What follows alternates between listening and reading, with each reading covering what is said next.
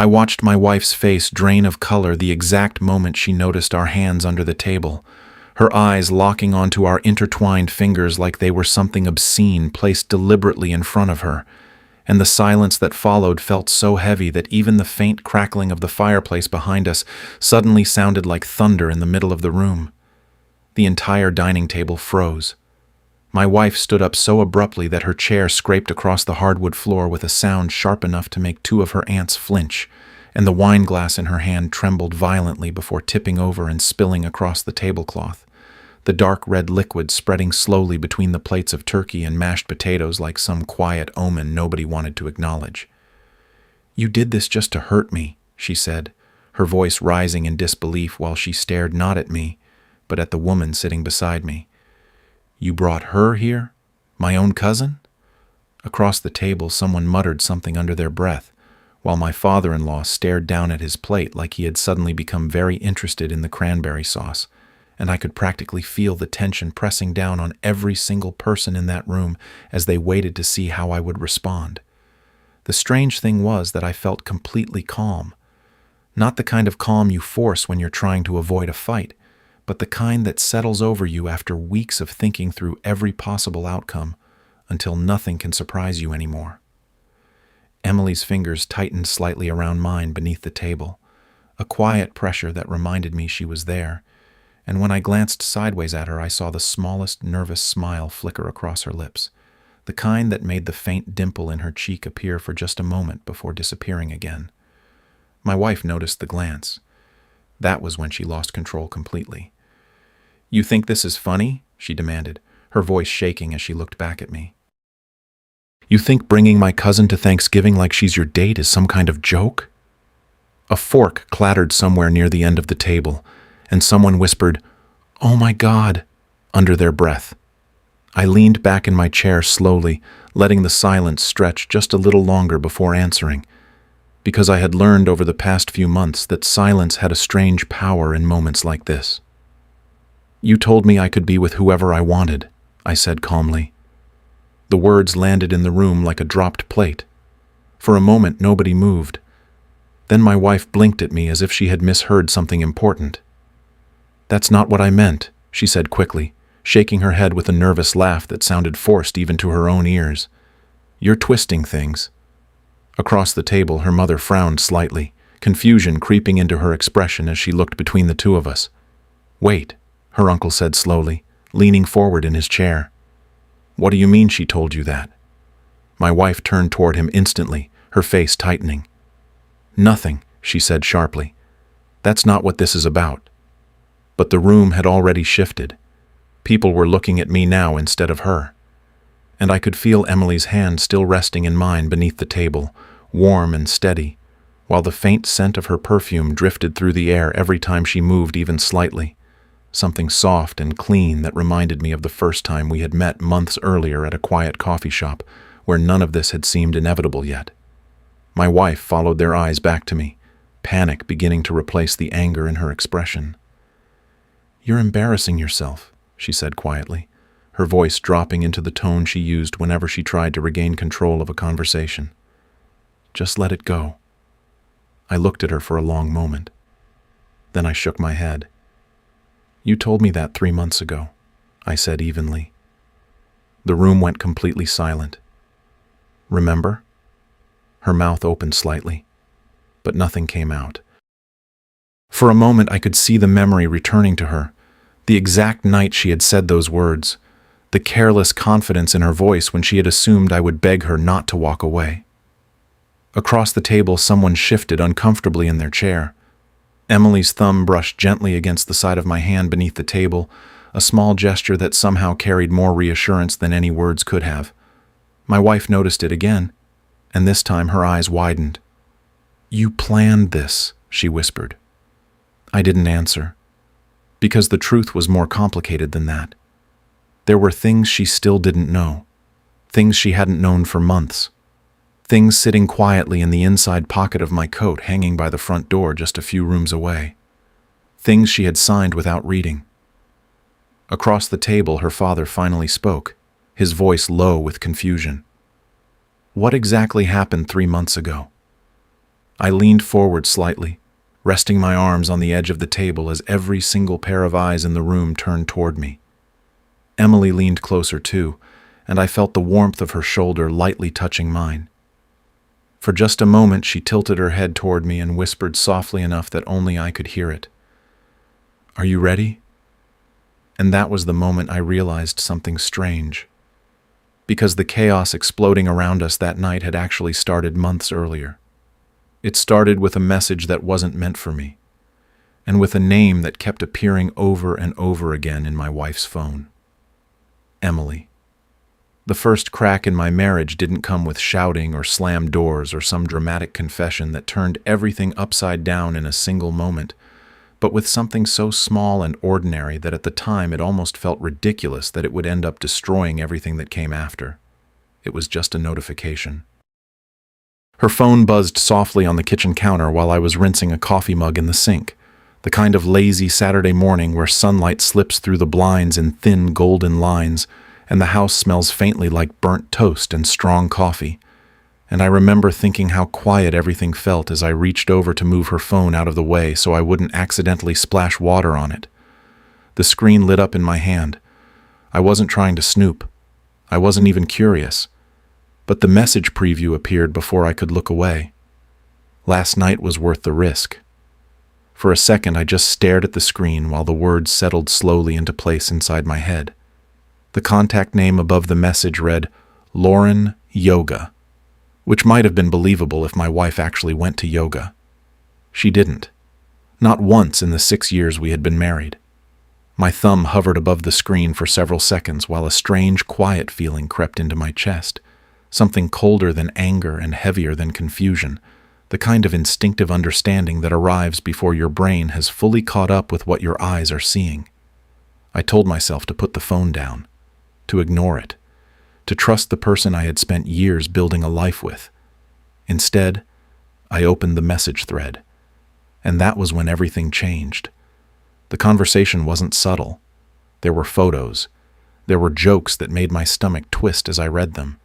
There were plans written casually in the middle of the afternoon like two people discussing dinner reservations instead of an affair. But the part that stayed with me wasn't even the physical side of it. It was the way she talked about me. Like I was background noise. Like I was something she tolerated. One message from a week earlier made my jaw tighten without me even realizing it. He still thinks I'm working late tonight. Sometimes I feel bad for him. The response from the other person came almost immediately. You shouldn't. He sounds boring, she had replied with a laughing emoji. I stood there in the quiet kitchen for what felt like a long time, the water still running in the sink while the coffee mug slipped slowly from my hand and tapped gently against the metal basin.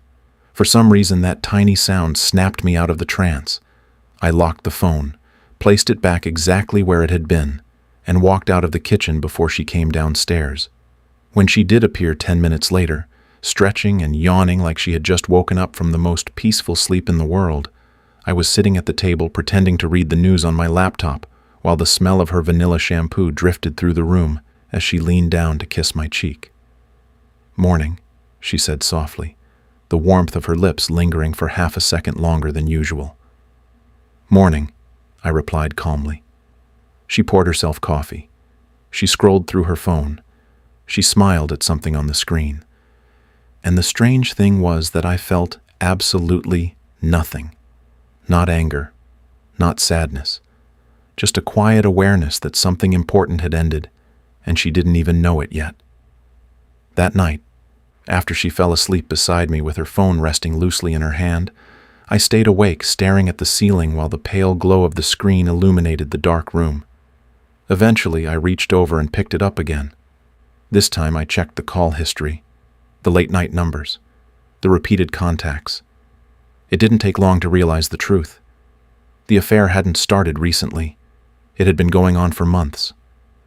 I scrolled slowly through the message thread again, noticing details I had missed earlier, the casual cruelty of it all, the little jokes about me, the way she described our life together like it was some temporary inconvenience she was waiting to escape. Then something else caught my attention, a name that appeared again and again throughout the conversation. Not the affair partner, someone else. Someone she mentioned when complaining about family gatherings. Someone whose name kept appearing whenever she talked about Thanksgiving plans or weekend visits. Emily. Her cousin. I stared at the screen for a long moment, reading one particular message twice before the meaning fully settled in. Emily asked if we're still coming to dinner next week. I swear she watches everything like some kind of detective. The reply from the affair partner appeared seconds later. Then maybe you should be careful around her.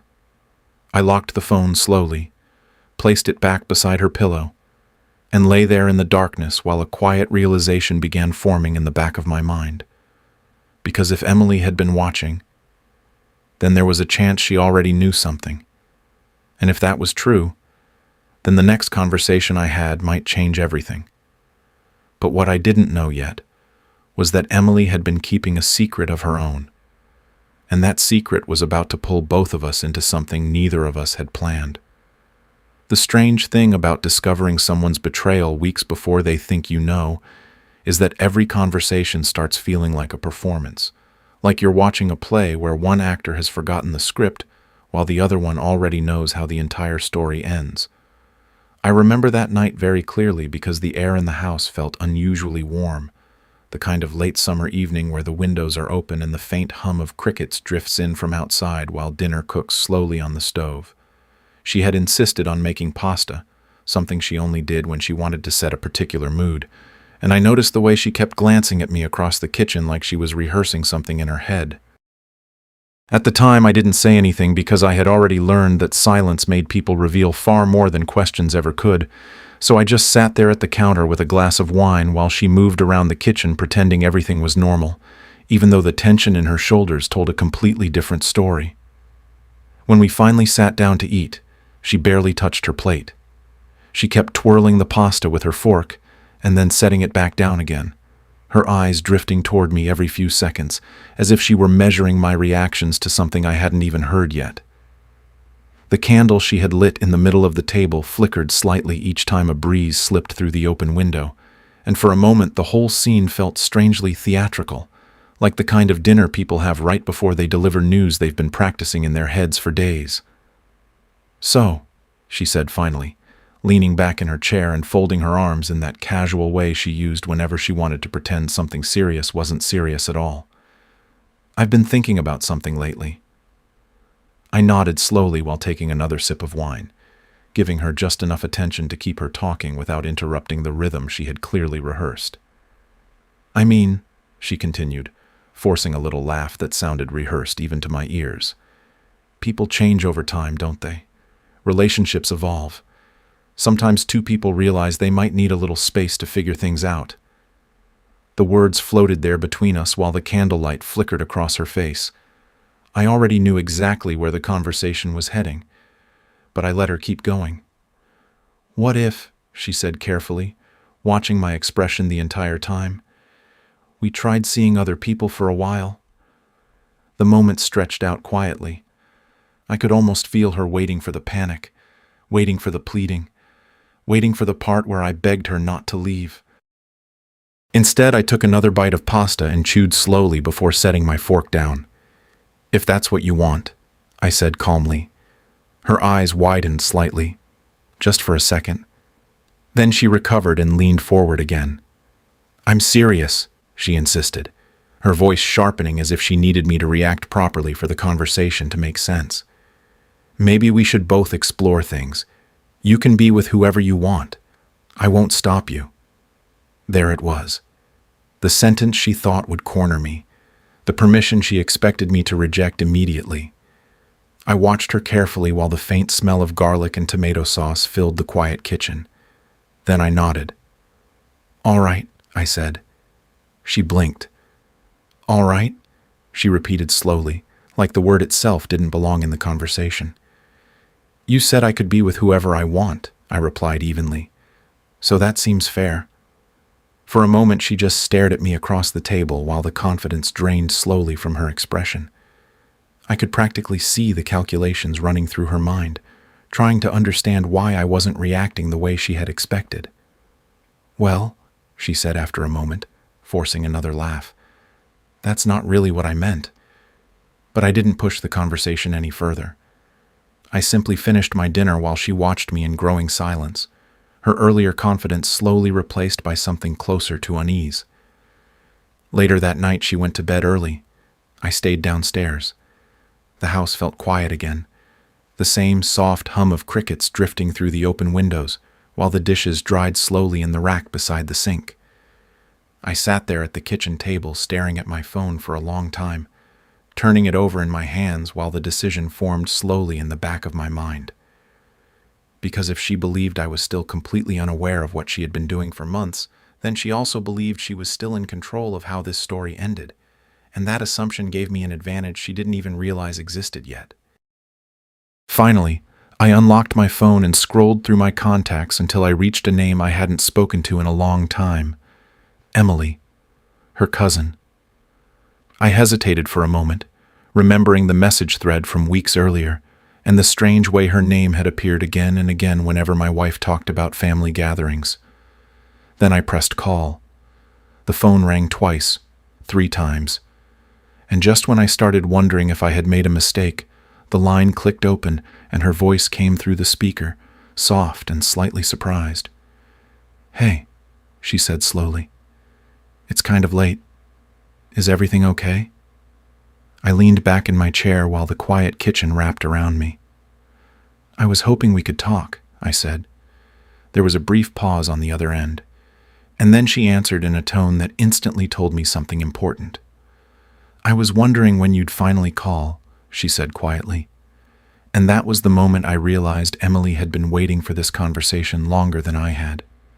Emily chose a small coffee shop on the edge of town, the kind of quiet place that always smells like roasted beans and warm pastries even before you walk through the door. And when I arrived the next afternoon, I saw her immediately sitting near the window with a mug in both hands, staring out at the slow traffic passing by like she had been thinking about something for a long time. For a moment I stood there watching her without announcing myself, noticing details I had somehow never paid attention to during the years of family gatherings and holiday dinners, where she always seemed to exist slightly outside the center of attention. My wife had always dominated every room she walked into with loud opinions and quick jokes, and that confident smile people either loved or feared, while Emily had always been the quiet contrast to that energy, someone who listened more than she spoke and observed everything with the kind of calm patience that made people underestimate how much she actually noticed. When she finally turned and saw me standing there, her expression shifted from distant thoughtfulness to something softer, and she lifted her hand in a small wave that somehow carried both warmth and a hint of nervousness. "I wasn't sure you'd actually come," she said once I sat down across from her, the faint steam from her coffee curling upward between us. "I almost didn't," I admitted honestly, leaning back in the chair while the scent of fresh espresso filled the air around us. She studied my face for a moment before nodding slowly, as if confirming something she had already suspected. "So," she said quietly, lowering her voice even though nobody nearby seemed interested in our conversation, "how long have you known?" The directness of the question caught me off guard for half a second. "Known what?" I asked carefully, even though I already understood what she meant. Emily sighed and looked down into her mug before answering. "About the affair," she said softly. "About Lauren. About all of it." The name sounded strange coming from someone else's mouth. I felt my fingers tighten slightly around the edge of the table. "You knew?" I asked. Her expression shifted instantly into something close to guilt. "Not everything," she said quickly, "but enough to realize something was wrong." She talked about it sometimes when she thought nobody was really listening. A short, bitter laugh escaped her before she continued. "You know how she is," Emily said, shaking her head. "When she's proud of something, she doesn't always hide it very well." I stared at her across the table while the quiet murmur of other conversations filled the cafe around us. "So you heard her talking about cheating on me," I said slowly, "and you didn't think to mention it?" Her eyes lifted to mine again, and this time the guilt in them was unmistakable. "I tried," she said quietly. "Not directly because I didn't know how you'd react, but I tried to hint that something wasn't right." The problem is that every time I got close to saying something, she was always there, watching, controlling the conversation. She paused before adding something that surprised me. And honestly, she continued, part of me thought you already knew. I leaned forward slightly. Why would you think that? Emily hesitated, then gave a small shrug. Because you always seemed too calm around her, she explained. Most people who are being lied to that badly start acting suspicious or defensive without realizing it. But you never did.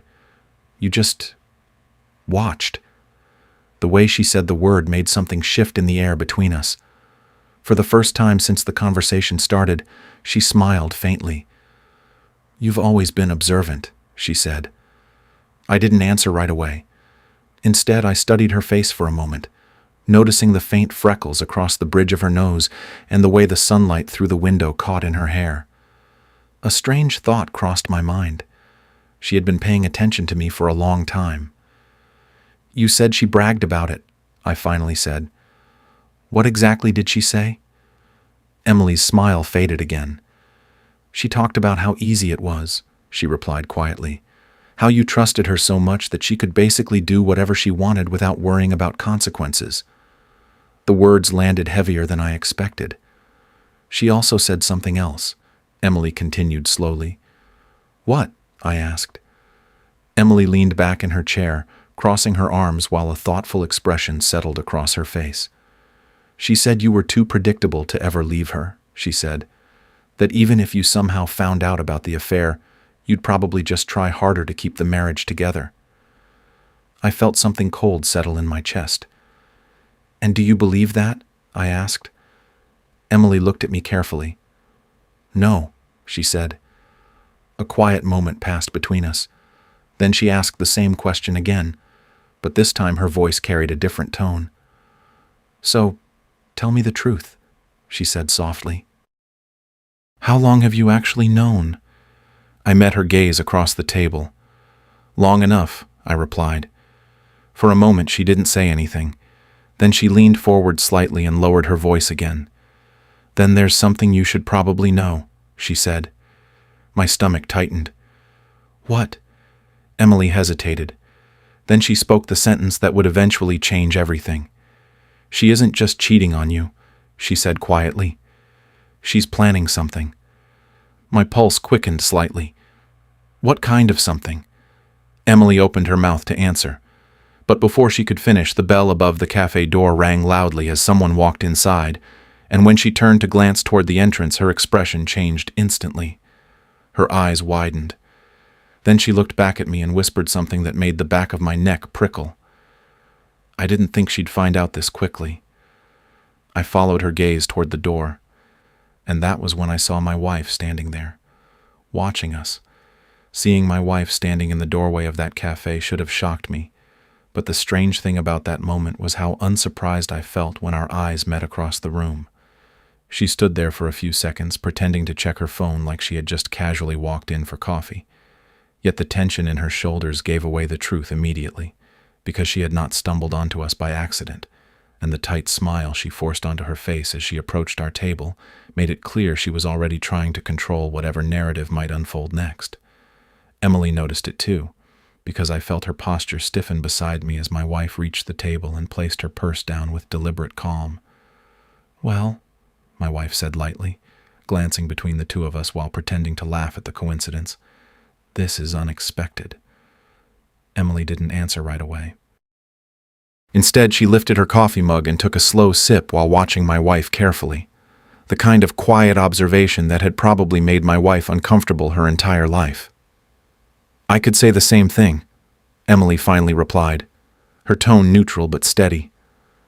My wife turned her attention toward me then, her eyes narrowing slightly while she tried to read my expression. You didn't mention you had plans today, she said. I shrugged. I didn't think it was important. For a moment she simply stared at me, and I could almost see the calculation happening behind her eyes, trying to determine whether this conversation was innocent or something more dangerous. Then she turned back to Emily. So, what are you two talking about? She asked. The silence that followed lasted just long enough to make the air feel uncomfortable. Emily set her mug down slowly. "Family," she said. My wife's smile tightened. "Well, that sounds thrilling," she replied. The three of us sat there for another minute exchanging small talk that sounded polite on the surface, but carried an undercurrent of tension so obvious it almost felt like a fourth person sitting at the table with us. Eventually, my wife glanced at the clock on the wall and picked up her purse again. "Anyway," she said casually, "I was just running errands." Her eyes flicked toward me again. "I'll see you at home." And with that, she walked out. The bell above the door rang softly as it closed behind her. For several seconds, neither Emily nor I spoke. Then Emily leaned forward slightly. "She knows," she said quietly. "I know," I replied. Emily studied my face again with the same thoughtful look she had given me earlier. "You're not surprised," she observed. I shook my head slowly. "Not really." Her eyebrows lifted slightly. "That means you've already started preparing," she said. The way she said the word preparing made me pause, because she wasn't guessing. She was reading me, and the truth was, she wasn't wrong. Long before that coffee shop conversation, long before my wife suggested we should see other people, I had already begun taking quiet steps that she would not discover until it was far too late. My wife had always believed she understood our finances better than I did. She managed the household accounts. She reviewed the bills. She liked reminding people at family gatherings that she was the organized one in the relationship. What she never realized was that the most important parts of our financial life were things she barely glanced at. My consulting business, the investment accounts tied to it, the paperwork she signed months earlier when we restructured things for what I had casually described as tax efficiency. At the time, she barely skimmed the documents. She trusted me. Ironically, that trust was exactly what protected me. Because hidden inside those documents was a clause connected to the prenup she had signed years earlier without reading too carefully. A clause that determined exactly what would happen if our marriage ended under certain circumstances. And those circumstances did not favor her. I explained some of this to Emily while the afternoon sunlight shifted slowly across the cafe windows, and by the time I finished, she was staring at me with an expression somewhere between disbelief and admiration. "You planned all of that before you even confronted her?" she asked. "I never planned revenge," I said calmly. "I planned survival." Emily leaned back in her chair and let out a slow breath. "Your wife thinks she's the smartest person in every room," she said quietly. "She does," I agreed. Emily looked at me again. Then she asked something that changed the direction of the entire conversation. "What happens if she files for divorce first?" she asked. I shrugged slightly. "Then the prenup applies exactly the way it was written. And she knows about that?" I shook my head. Emily was silent for a moment. Then she gave a slow smile. "You know," she said thoughtfully, "she's been telling people for months that when she finally leaves you, she's going to take half of everything." The sentence hung in the air between us. "And she believes that," Emily added. I felt something cold settle deeper in my chest. "She won't," I said quietly. Emily studied me again. Then she leaned forward and lowered her voice. "But what if she finds out before you're ready?" she asked. I didn't answer right away, because the truth was there were still several pieces of this situation that hadn't fallen into place yet. Pieces involving timing, pieces involving Thanksgiving, pieces involving Emily herself. And the strange thing was that while I had originally been planning nothing more than a quiet exit from a broken marriage, the longer this conversation continued, the more it began to feel like something else entirely was taking shape. Something neither of us had expected. Emily held my gaze for a long moment before asking the question that made the future suddenly feel very uncertain. "So, tell me something honestly," she said softly. "What?" She hesitated. Then she asked the one thing I hadn't prepared for. "Why did you call me first?" Emily's question lingered in the air between us long after the coffee in our mugs had gone cold, and the strange thing was that I did not have an immediate answer ready, which was unusual for me because during the past few months I had spent countless nights lying awake thinking through every possible outcome of my situation, rehearsing conversations in my head, and calculating risks the way someone studies a chessboard several moves ahead. Yet when she looked at me across that cafe table and asked why I had chosen to call her first, the truth was far less strategic than anything I had planned before. "I guess," I said slowly, choosing my words carefully, "because you were the only person who might actually tell me the truth." Emily held my gaze for a moment, and the faintest smile appeared at the corner of her mouth. "That's a risky assumption," she said softly. "Not really," I replied. "You've been watching this whole time." She looked down at the table briefly, as if the word watching carried more meaning than I realized. Then she exhaled and leaned back in her chair. "You know," she said after a moment, "when you marry into a family like ours, there's this strange, unspoken rule that nobody is supposed to question certain people." I knew exactly who she meant. "My cousin has always been one of those people," Emily continued quietly. "Everyone lets her do whatever she wants because confronting her would create too much drama." She paused before adding something that sounded almost personal. "I got used to staying quiet a long time ago." The honesty in her voice shifted the atmosphere of the conversation. Until that moment, we had been discussing strategy and information, but suddenly the discussion felt more human, more complicated. I noticed the way her fingers rested around the edge of her mug, the small nervous movements she made when thinking about something serious, and I realized that during all the years of family gatherings, I had never actually spent time alone with her like this. "You don't seem very quiet now," I said. Emily laughed softly. "That's because you already know the worst parts," she replied. We stayed there longer than either of us had planned. The conversation drifted from my wife's affair to stories about family gatherings, then to random memories from years earlier, and before I realized it, nearly 2 hours had passed while the late afternoon sunlight slowly faded behind the buildings outside the cafe windows. At one point, Emily brushed a strand of hair away from her face while she was laughing about something, and the movement was so casual that I almost didn't notice the way her eyes lingered on mine for just a second longer than necessary. There was a quiet warmth in that moment, something unexpected, and that was exactly what made me uneasy, because my original plan had been simple: protect myself, leave quietly, move on. It had never involved complicated emotions or blurred lines with someone who belonged to the same family as my wife. Eventually, we stepped outside the cafe together, and the cool evening air felt refreshing after the warm smell of coffee inside. Emily wrapped her arms lightly around herself as the breeze moved through the parking lot. "I should probably head home," she said. "Yeah," I agreed. For a moment, neither of us moved. The silence felt strangely comfortable. Then she looked up at me again. "You know," she said carefully, "I always wondered why you stayed with her." I raised an eyebrow slightly. "Did you ever figure it out?" She smiled faintly. "Not really." Then she hesitated before continuing. "But I did wonder something else sometimes." "What was that?" Emily looked directly into my eyes, and the seriousness in her expression made my chest tighten slightly. "I wondered what it would have been like," she said slowly, "if you had met someone different first." The sentence hung between us longer than either of us expected. For a moment, neither of us spoke. The quiet tension in the air was impossible to ignore. And that was when I realized something I had not considered before. Emily wasn't just observing my situation. She had feelings about it. Real ones.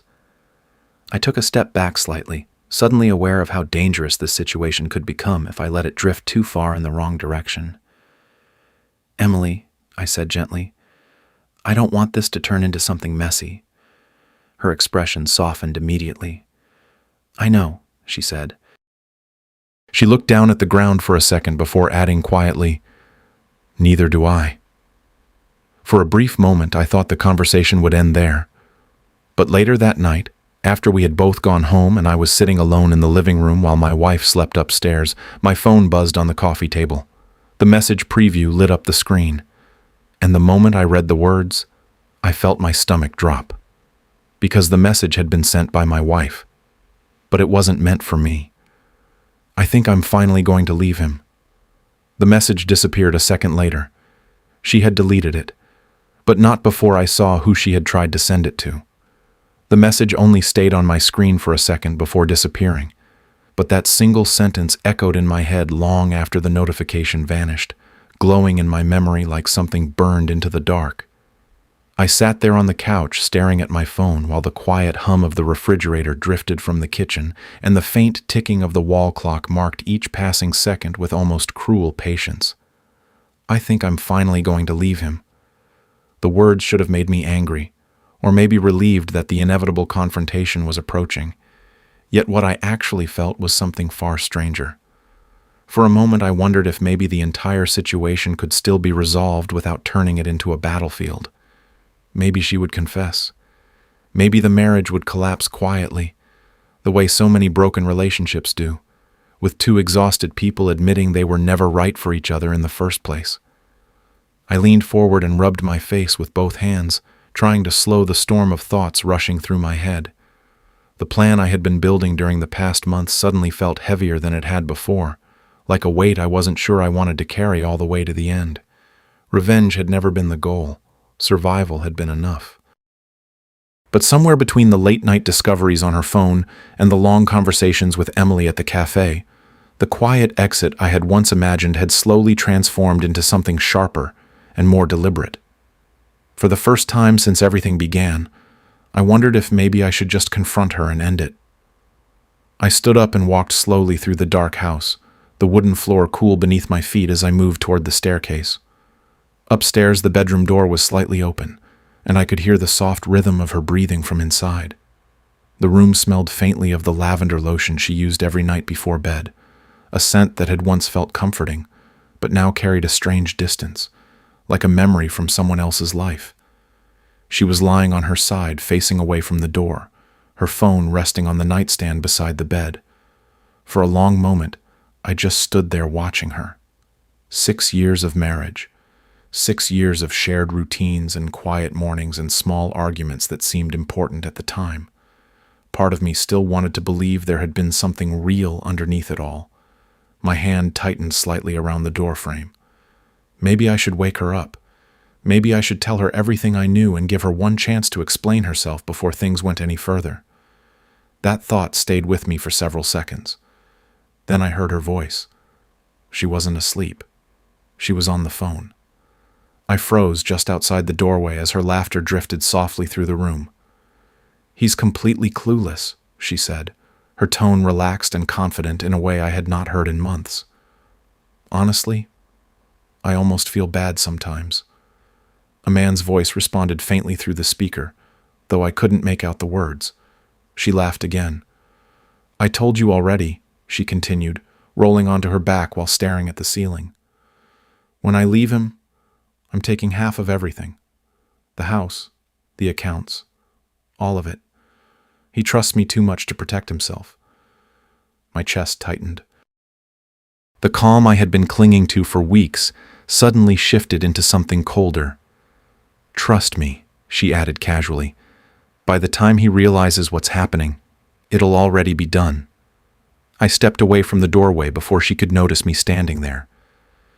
Back downstairs, the house felt different now, heavier somehow, like the walls themselves understood what had just happened.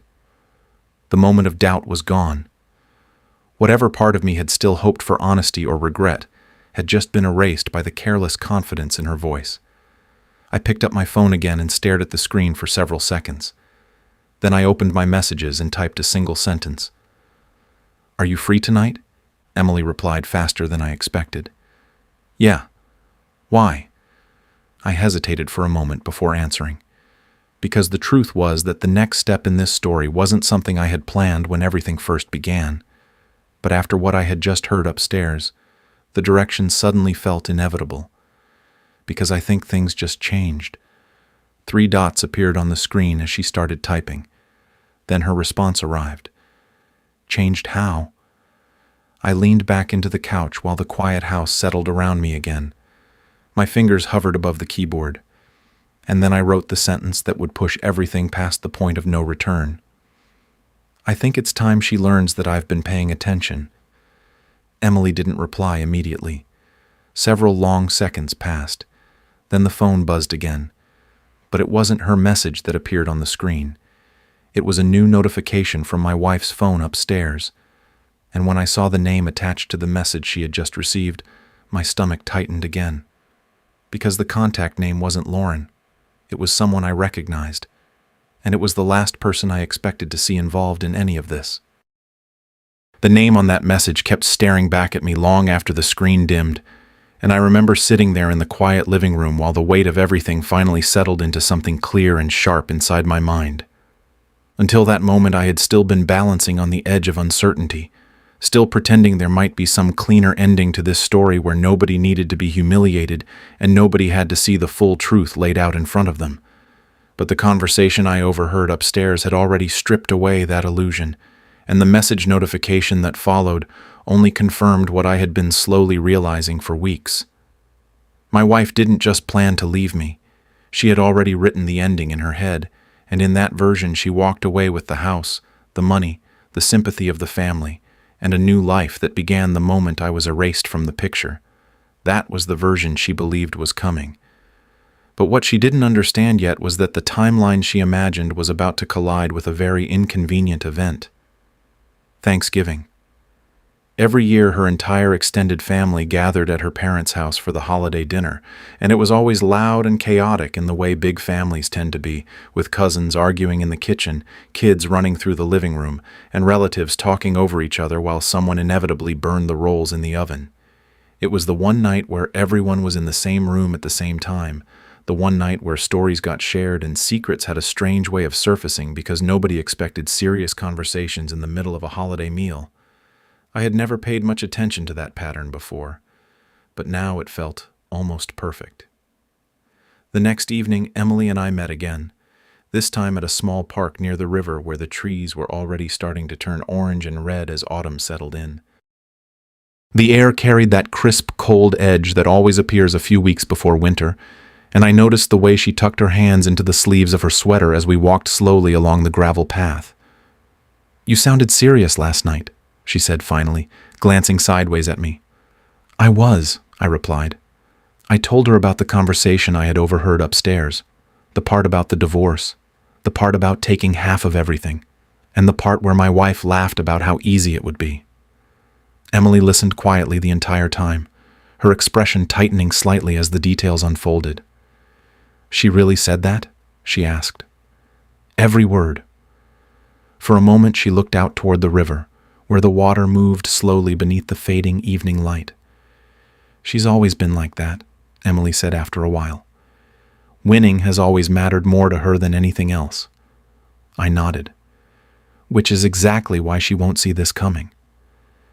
Emily stopped walking then, turning to face me fully.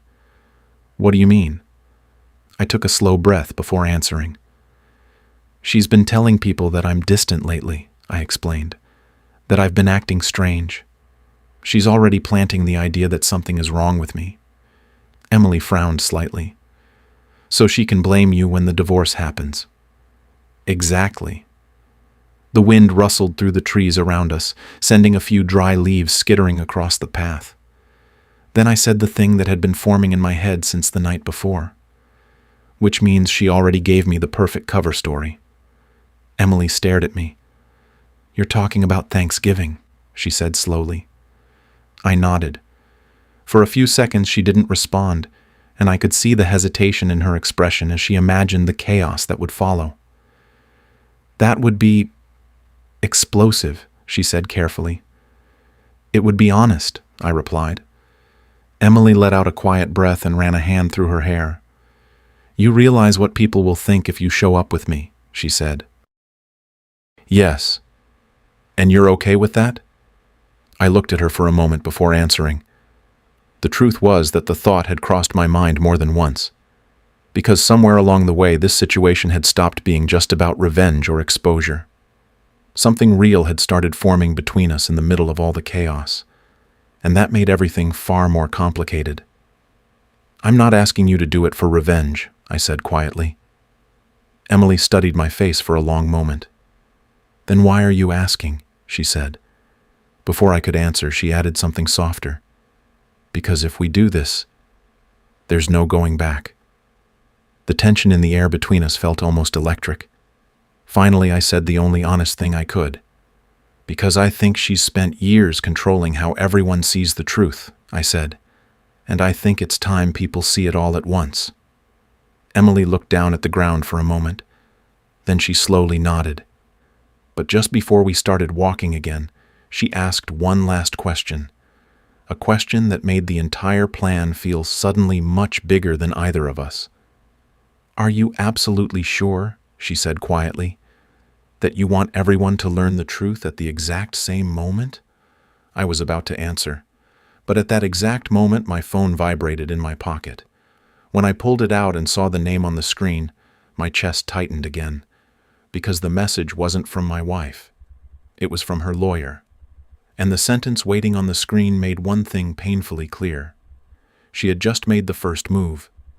The message from her lawyer arrived 3 weeks before Thanksgiving, and the strange thing was that when I read the first sentence, my reaction was not shock or panic, but a quiet sense of confirmation, like watching a prediction finally unfold exactly the way you expected it to. I stood there in the fading evening light of the park, while the phone screen glowed in my hand, the cold breeze pushing dry leaves across the gravel path around my shoes, while Emily waited beside me, watching my face carefully as the expression slowly settled into something calm and steady. "Well?" she asked after a moment. I turned the phone toward her so she could read it. The message was short, direct, professional. My client intends to move forward with divorce proceedings. Please advise when you are available to discuss asset division. Emily let out a quiet breath. So she did it, she said. Earlier than I expected, I replied. The truth was that my wife had always believed momentum was the key to winning arguments. She liked to move quickly, to control the narrative before anyone else had time to question it, and the message from her lawyer felt exactly like that kind of move. In her mind, the story had already been written. She would file first. She would frame the situation as a failing marriage caused by my supposed distance and emotional withdrawal. Then she would walk away with half of everything we had built together, while everyone else quietly assumed the divorce had been inevitable. Emily studied my face again. "You're not worried," she said slowly. "No," I replied. "Why?" I didn't answer right away. Instead, I reached into my coat pocket and pulled out a slim folder that had been sitting there since that morning, the edges slightly worn from being opened and closed more times than I could count during the past few months. Emily's eyes dropped to the folder. "That's the prenup?" she asked. "Part of it." I opened the folder and handed her the first page. The park had grown darker by then, but the nearby streetlights cast just enough glow for her to read the text slowly. As her eyes moved across the page, I watched the moment her expression shifted. "Wait," she said quietly. "This clause." "Yes," I said. Her gaze snapped up to mine. "She never noticed this?" I shook my head. She signed it years ago without reading the details. Her lawyer skimmed the summary but never studied the asset protection section. Emily flipped to the next page. "And this trust transfer?" she asked. "That happened last spring," I replied. "Remember when I told her I was restructuring part of the consulting business for tax purposes?" Emily nodded slowly. She signed the paperwork without asking questions. Emily stared down at the page again. For several seconds she didn't speak. Then she let out a quiet laugh of disbelief. "She thinks she's about to take half your life," Emily said. "But legally," I replied calmly, "she already signed most of it away." The wind picked up again, rustling the trees around us while the last light of the evening faded behind the river. Emily closed the folder slowly. "She's going to lose her mind when she sees this," she said. I nodded. "And that's before Thanksgiving." Emily raised an eyebrow. "You're still planning to go through with that?" "Yes." The word came out more firmly than I expected. Emily studied me carefully, as if trying to measure how far I had already committed to the path ahead. "You know something ironic about this whole situation?" she said quietly. What? She thinks the divorce is the moment where she finally wins. I slipped the folder back into my coat. But it isn't, I replied. Emily tilted her head slightly. Then when is it? I looked out toward the dark river for a moment before answering. Thanksgiving. Emily let out a slow breath. Because that's when everyone finds out. Exactly. For a few seconds, neither of us spoke. Then Emily asked the question that had been hovering between us since the plan first took shape. Does she know about me yet? She asked. I shook my head. Not yet. Emily smiled faintly. She's going to think the divorce was her idea right up until the moment she walks into that dining room. Yes. And that's when everything falls apart. I nodded again. But just as we started walking back toward the parking lot, my phone vibrated once more in my pocket. Another message. This time from my wife. I opened it while Emily watched. The message was only one sentence. We need to talk tonight. Emily noticed the way my expression shifted. What is it? She asked. I turned the phone so she could read the screen. She frowned slightly. She's moving faster than we expected, Emily said. Yeah. Emily looked back at me. Do you think she suspects something? I slipped the phone back into my pocket. I don't know, I admitted. But as we reached the parking lot, another thought crept quietly into my mind. Because the truth was, there was still one part of this situation that I hadn't completely figured out yet. And it involved the message I saw on her phone the night before. The one that hadn't come from Lauren. The one that came from someone else entirely. Someone whose name had been sitting in my head ever since. Emily noticed the hesitation in my expression. What are you thinking about? She asked. I opened my mouth to answer.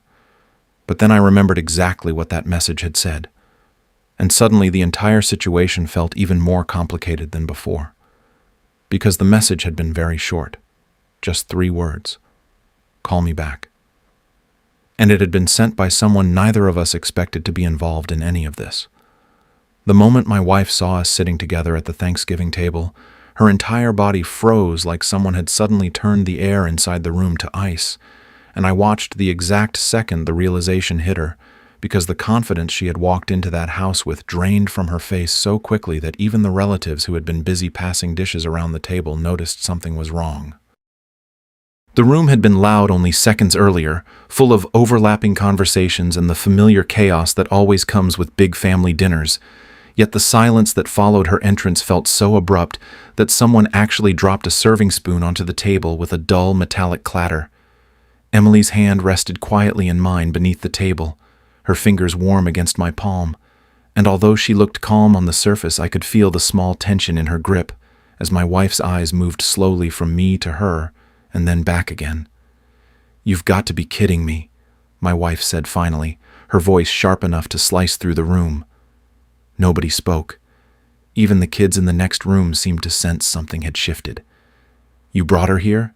She continued, stepping closer to the table while her expression twisted between disbelief and fury. My own cousin? Emily didn't move. She didn't pull her hand away. Instead, she met my wife's stare calmly, and for a moment the silence stretched so tightly that it felt like the entire room was holding its breath. My wife turned toward me then. You did this just to humiliate me, she said, her voice rising as she slammed her purse down onto the edge of the table. You knew exactly what you were doing. I leaned back in my chair slowly. You told me I could be with whoever I wanted, I said evenly.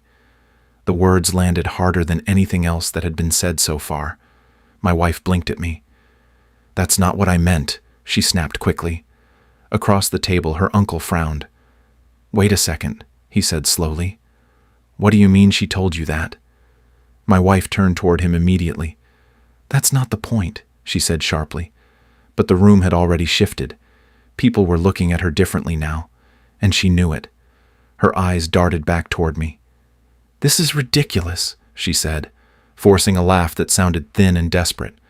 You're acting like I did something terrible. I reached into my coat pocket then. Not quickly. Not dramatically. Just slowly enough that everyone at the table noticed. When I placed the folder on the table in front of her, the faint rustle of paper sounded strangely loud in the silent room. "What's that?" she demanded. "Something you signed," I replied. She frowned and flipped the folder open. The moment her eyes reached the first page, the anger on her face shifted into confusion, then shock, then something closer to panic. "This isn't right," she said quickly, flipping through the pages faster now. "These transfers, this clause, you never explained this." "I did," I said calmly. "You just didn't read it." Her hands started shaking. Across the table, someone whispered, "What is it?" My wife looked up at me like she was seeing a completely different person sitting there. "You planned this," she said. "No," I replied. "You planned the divorce." Her mouth opened, but no words came out. Because she understood now. The prenup, the asset transfers, the trust she had signed months earlier without asking questions. The half of everything she thought she was about to take with her had quietly disappeared long before she filed the paperwork. "You tricked me," she said weakly. I shook my head. "You trusted me." The room remained completely silent. Then something unexpected happened. Her anger collapsed.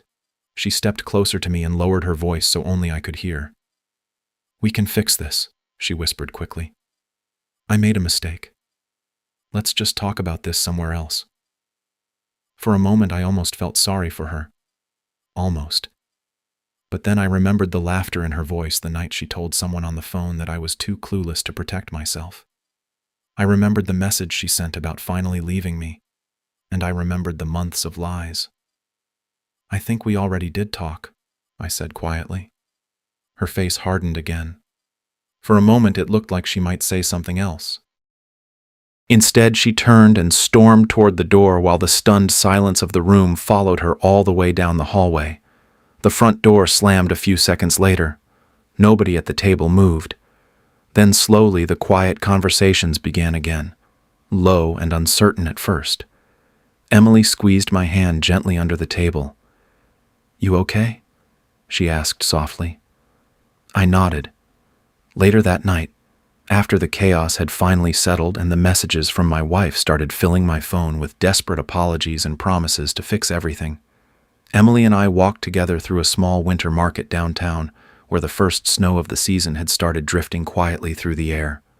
The lights from the vendor stalls reflected off the falling flakes while people moved slowly through the cold evening, bundled in coats and scarves, and for the first time in months the tension inside my chest finally began to fade.